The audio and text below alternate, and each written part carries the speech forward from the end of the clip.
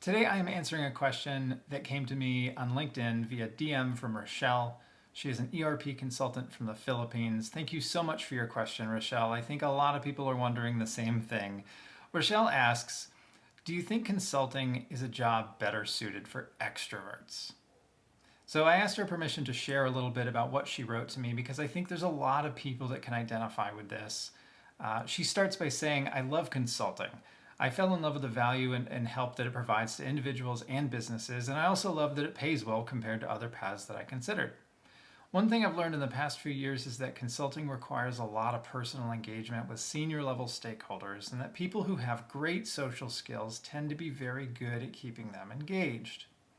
Rochelle writes that she struggles a little bit with small talk, finds group settings a little bit overwhelming, but really enjoys small groups and a one on one interaction with clients. So the question is consulting really better suited for extroverts? She asks, is she at a disadvantage for being an introvert? And if so, is there any way to learn extroversion? So my intent here is not to deep dive the psychology of introverts versus extroverts, but we can do a little bit of a recap just to kind of set the stage for what we're talking about if you're unfamiliar with either of the two categories. So extroverts are generally defined, as people who recharge with social interaction. So they tend to have a lot of more relationships and thrive in larger groups. They want to work with people interactively and tends to be drained by kind of that solitude or alone time when the door may be closed and they're just working alone on a spreadsheet. Tend to be very lively in settings, whereas the introverts tend to recharge in solitude and tend to kind of have their batteries drained a little bit in those group settings, and preferably work in a sort of an independent scenario where they receive a task and then kind of go off alone to complete the task and then come back to deliver that to the group. So a lot of people are surprised to know that I'm actually an introvert. And I've talked to people who have messaged me after watching some of my videos or asking me for a meet and greet on LinkedIn. I accept all meet and greets. I love meeting people. I love doing this and sharing about consulting industry and how to have a successful career. But I do tend to get drained by that social interaction. And if you look at my LinkedIn feed, there was a couple weeks ago at the time of recording this that I was at a conference and I did some live streaming where I was just completely overwhelmed by the large group. So Rochelle, I just want to let you know that there's a lot of other people out there, myself included, who identify with that introverted category. And it's totally okay. Because if we look at the strengths of introverts,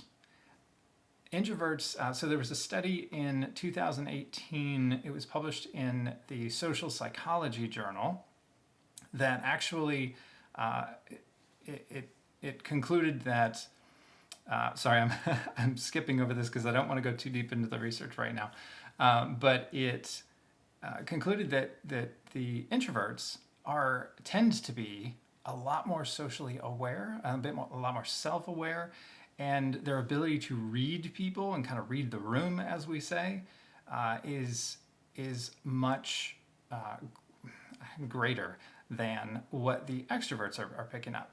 So on the other hand, when we are in those group settings, the extroverts tend to be the ones who are driving the conversation. The introverts have the time to kind of sit back and analyze that conversation and glean some of the deeper takeaways. And that's not at the disadvantage of the extrovert, of course, because they're the ones driving the conversation.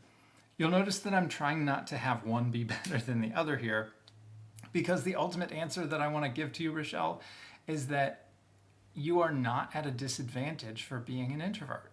As a matter of fact, I talk to a lot of people who do identify as extroverts who ask me how to be successful in one-on-one settings and say that when the door is closed and they're face-to-face with a client, they're just kind of in panic mode because that's not the setting that they feel natural in.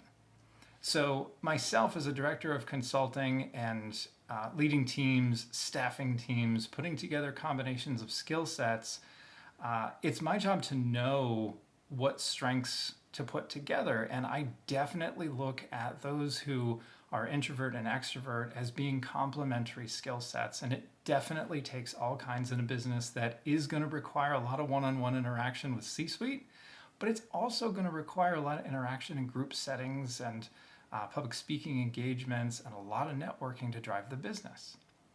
So if you are an introvert and you do find some of these larger settings a bit overwhelming, especially as we're doing a lot of networking and consulting, don't panic.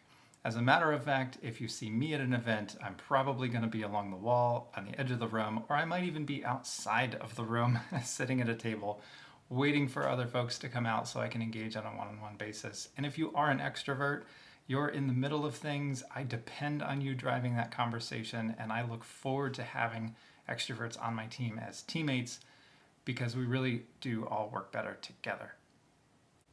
So I need to break in here at the end. I was just editing this and I realized I didn't answer Rochelle's last question. She asked, is it possible to learn how to become an extrovert? And the short answer to that is yes. In my opinion, I think we can identify the skills that define extroversion and start to work on that. And I would say it's not going to happen overnight, and definitely don't expect to read an article online and walk into a large group of people and immediately feel comfortable talking to everybody and walking away with a dozen new contacts. But I do think it is possible if your goal is to be more comfortable in large groups, or if your goal is to grow your network or start being more comfortable talking to people. I definitely think it is possible to learn some of those skills over time, setting measurable goals, realistic, very achievable goals to kind of slowly start to build up some comfort with that. And over time, I think that you'll find that you're more comfortable in those settings as well. But definitely don't do that because you feel like introversion isn't serving you well. I'm a real strong believer in doubling down on your strengths. And if you are truly an introvert at heart, then I want you to be comfortable with that. And I want you to use that to your advantage, and just know that you have teammates that are going to take care of you and step in when you have a need for it. So thank you again for your question, Rochelle. If you have any more, you know how to reach me. If anybody else watching this video has questions that you'd like me to address regarding the consulting industry, career in consulting, consulting skills, or anything of the like, feel free to drop a comment below or leave me a comment on LinkedIn. I'm pretty easy to find there too. So thanks so much. I'll see y'all next time.